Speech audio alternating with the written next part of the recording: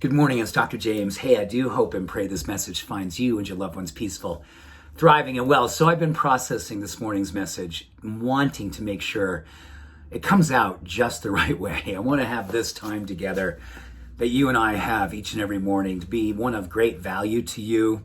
The connection that I feel brings such deep gratitude. And oh my gosh, this is such an anchor for me each and every morning to connect with you. So thank you. I love you, and I appreciate you taking the time to join me.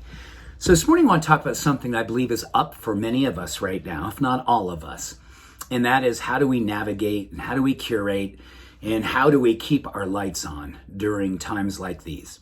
And I'm not suggesting that all these times are dark and gloomy, but I do believe we are all experiencing unprecedented dark and gloom in areas of our lives. What's happening around us, certainly what's happening inside of us.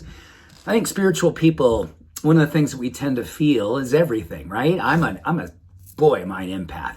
I can feel a lot of things. I think a lot of it comes from my training as a child, growing up in a family that had challenges with alcoholism and stuff, just the big umbrella stuff. I think kids who grow up in that environment, we tend to become very empathic. It's one of our survival mechanisms. We use it, we read the room, and then we try to figure out how we can fix things or make things better and play peacemaker. And my goodness, did I do a lot of that. And there's still a part of me that reads the room. And it's a beautiful quality in some ways, and sometimes it's an exhausting quality. Because when I read the room these days, the room, the world, the collective, there's a lot there. So two things that I want to share with you today that help me to keep my light on. And sometimes when it's not as bright as I would love it to be, as I want to feel it to be, when it's just kind of flickering, it helps it to not be blown out, not to be blown out. Number one, I have become very, very dedicated and beautifully in love with the idea of prioritizing my self-care. I every single morning spend at least 2, if not 3 hours every single morning. I haven't missed this in literally decades. And that's not an ego statement. That's a survival tool that I have really come to love in my life.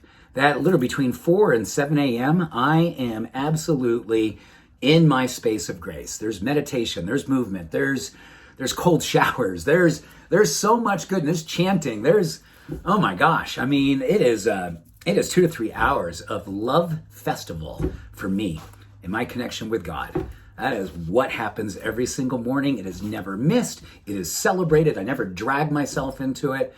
It's like my vitamin V, my vitamin vulnerability, my vitamin K for kindness, my vitamin L for love, and all those things get a chance to be fully expressed.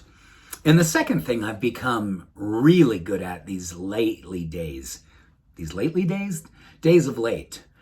and that is really getting clear about curating my environment. I realized that a part of my empathic self, my feeling self, used to take on way too much weight, way too many things that weren't mine to fix or to even understand. I knew they were happening, but I didn't have to go out there each and every day and figure out how was I going to make them better.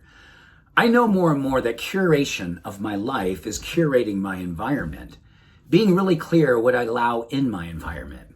What kind of media, what kind of people, what kind of food, what kind of thinking. All of these things are part of my curation to allow me to have more peace, to experience more possibility in my life, more presence, and yes, more preservation. Think about that. Do you ever find in your life, I just need to self-preserve? I don't need to go out there and keep on figuring out how I can make things better out there. My self-preservation requires, and every now and then, I'll take days, if not weeks, I'll go, this is a window in my life. I'm going to be in Sabbath mode. I'm going to fully retreat. I'm going to schedule less things.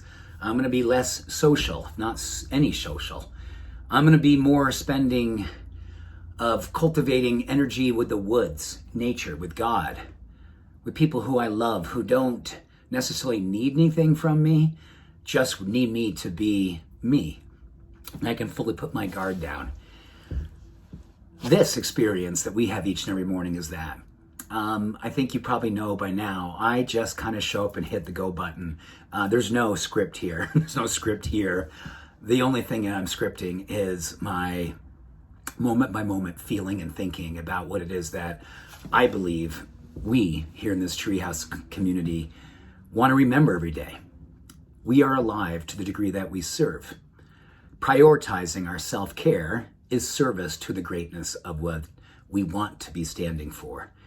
And it is social activism.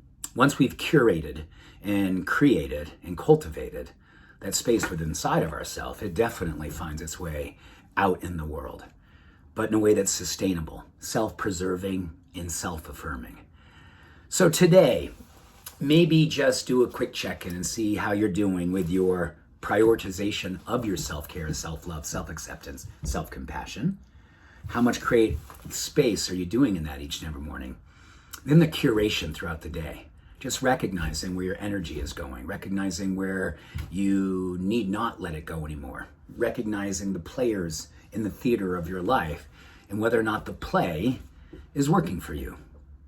And if you see things that are not in alignment with your heart's knowing, with your higher truth, with that deep, deep knowing, simply say, no, no more. I'm done with this. I'm done with that. I'm done with them. But I'm not done with love, starting with me, because I know that's the way through to everything I want to be. So with that, so much love for you, deep respect. Thank you for showing up each and every day with your heart out loud. I see you, I believe in you, and I love you. Peace and blessings. Bye for now.